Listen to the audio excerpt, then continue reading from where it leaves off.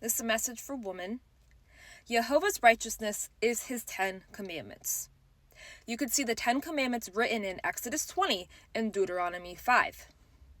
In Deuteronomy 4:13, it tells us that his commandments is his covenant, which is written on 2 tables of stone by his finger.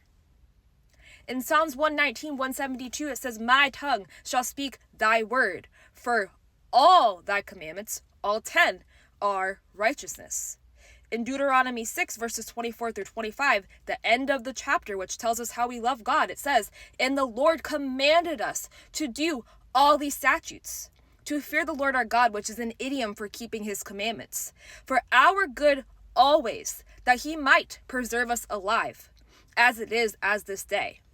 And it shall be our righteousness if we observe to do all these commandments."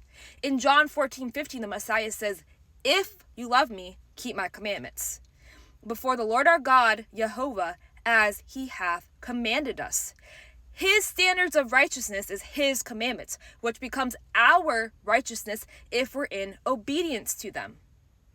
Your self-righteousness is when you define what sin is and what sin isn't according to your imagination, instead of defining it according to his righteousness, which is his commandments.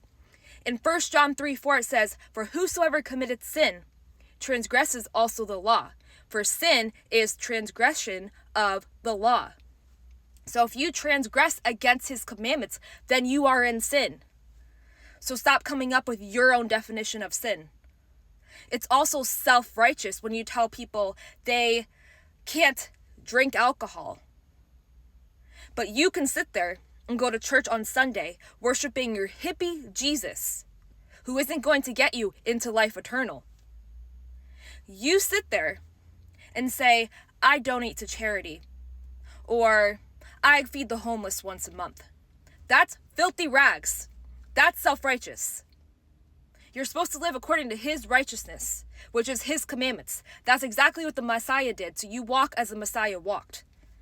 He kept the commandments and taught others to do so you're supposed to do the same thing. In 1 John 3:7, it says, "Little children, let no man deceive you.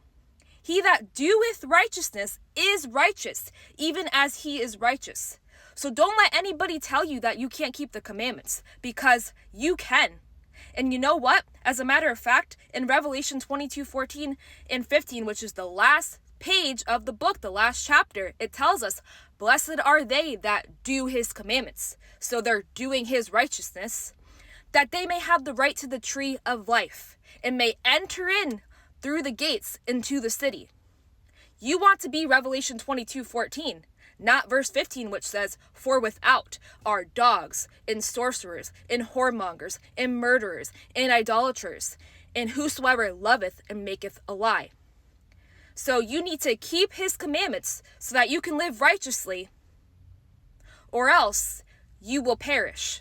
So repent and enter into life eternal,